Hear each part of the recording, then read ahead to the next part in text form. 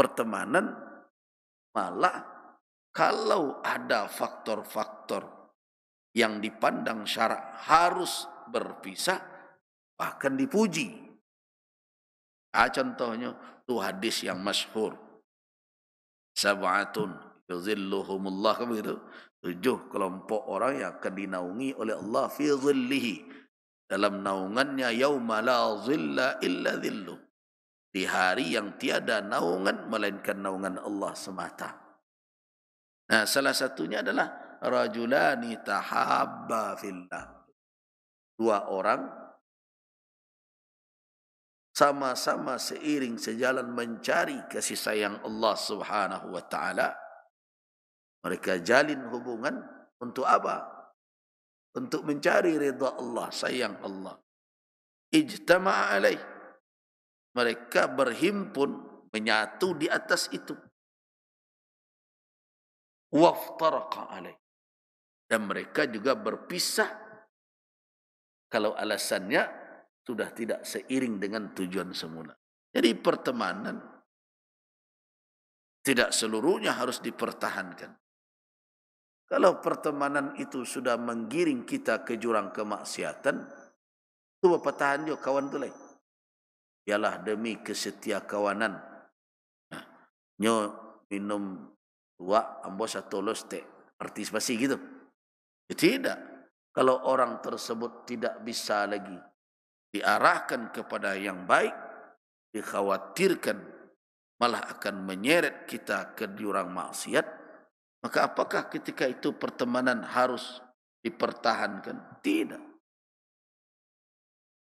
Bahkan orang yang seperti itu perlu untuk dijauhi demi untuk menyelamatkan din, agama.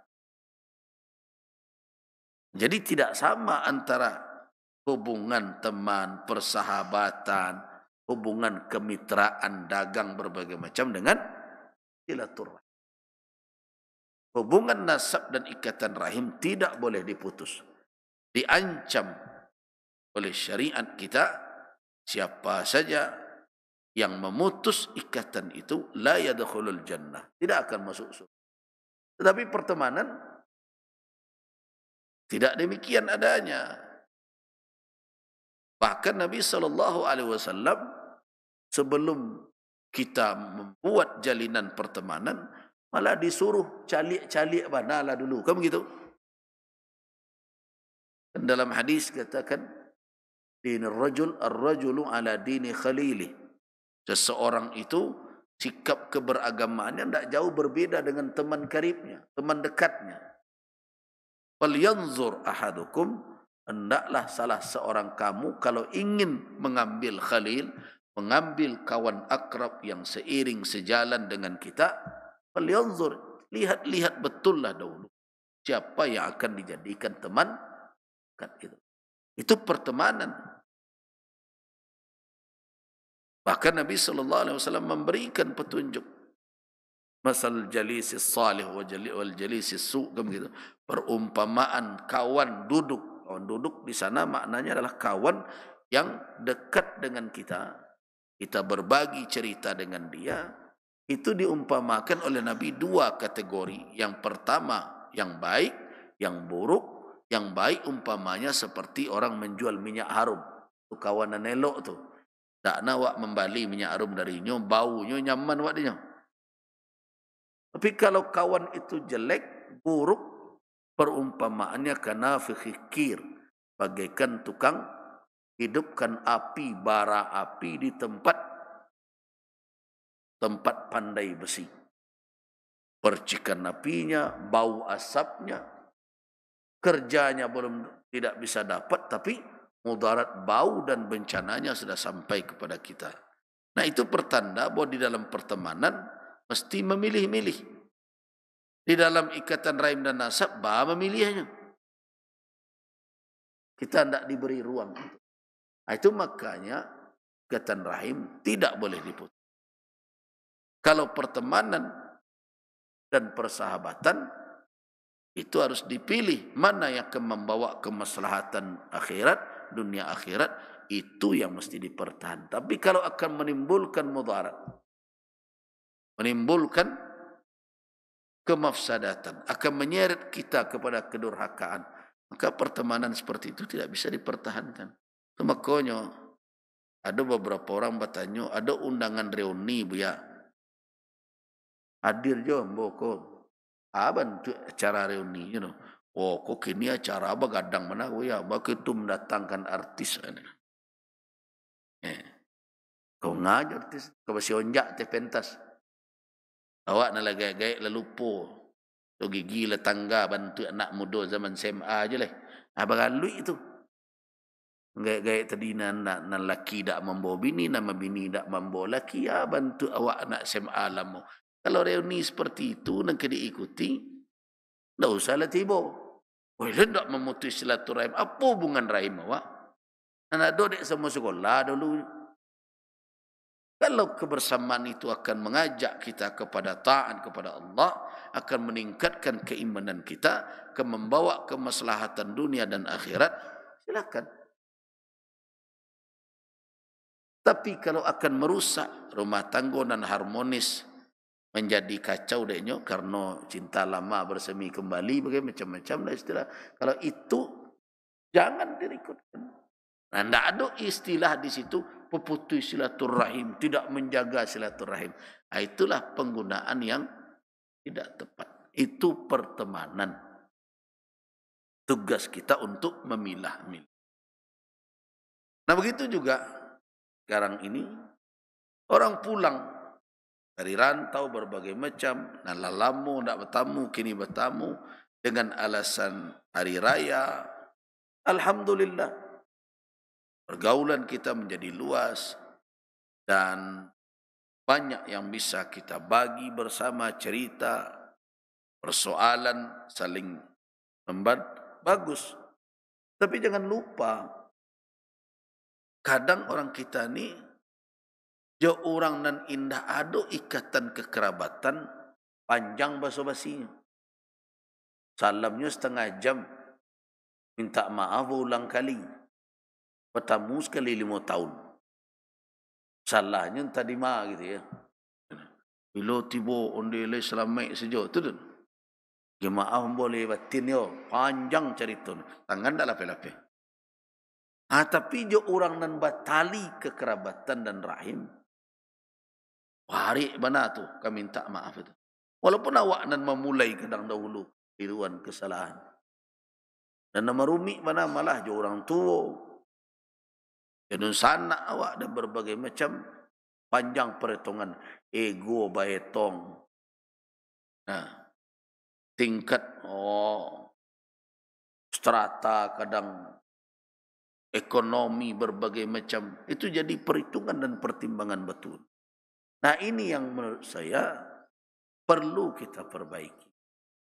Ada dan wajib awak sambungkan. Kalau awak putus itu jatuh kepada kefusukan.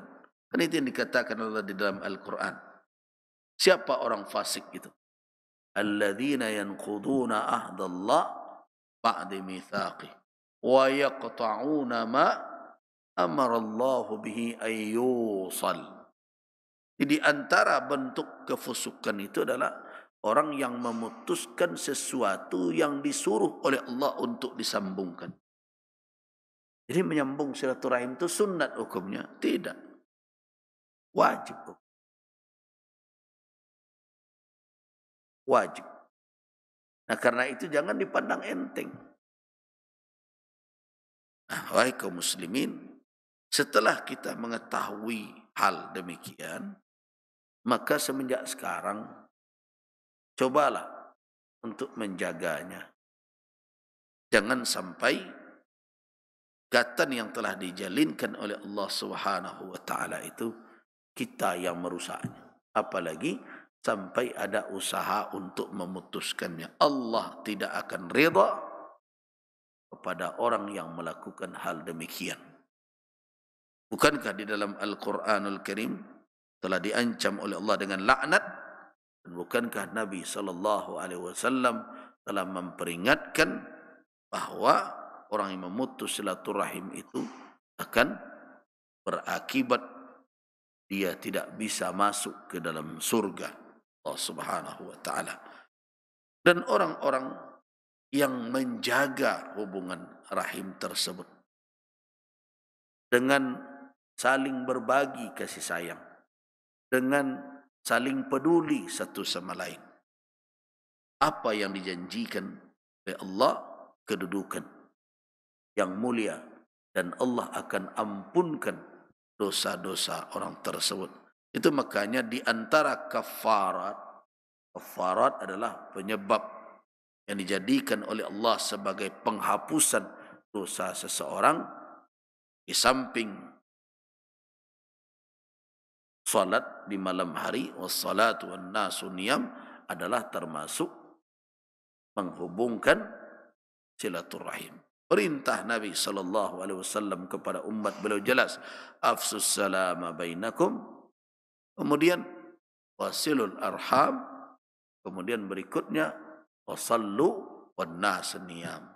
Jadi jelas di dalam syariat bahwa menjaga, memperkokoh ikatan rahim, baik dalam bentuk ikatan nasab maupun dalam bentuk ikatan rahim. Dan kita sebenarnya bersyukur di Minangkabau ada dua hal ini harus kita jaga. Bako kita dengan kerabat sesuku awak sama ditimbang dan dijaga hubungan itu. Nah, orang Minang ada kelemahannya, cik. Hubungan nasabnya kadang terabaikan. Nah, di situ saja. Ini yang harus ditingkatkan di Minangkabau. Jadi jangan hubungan dengan kerabat nasab kita menjadi lemah karena hubungan sesuku. Kedua itu cancang dua segaragai, harus dijaga seimbang. Nah, ibu-ibu kadang bertujuh tu kalau ada cucu, bapa rimpang-rimpangan. Cucu dari nak padusi batatiang bak minyak panuh. Ibu cucu nak laki-laki asal besapo saja. Pakai itu cucu rumah orang. Soalnya cucu awak ada mau rumah orang, mau rumah sia, ya cucu awak. Kan garis nasabnya ke awak, ke bapak. Kalau di dalam kaitan kajian kewarisan, itu hubungan cucu rumah orang tu dengan kakek dan neneknya lebih kuat daripada dengan cucu rumah awak tu. Nah, jadi anti lah lain menyebut-nyebut cucu rumah orang, cucu rumah awak. Kau siapa? Cucu ambo. Selesai. Tak perlu lo ditambah penjelasan dan berbagai macam atau dibuat lo cara pandang berbeda.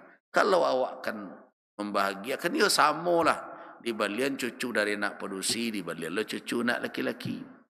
Selama itu kan memang agak lain. Cucu nak padusi, balian baju dua lay karayo.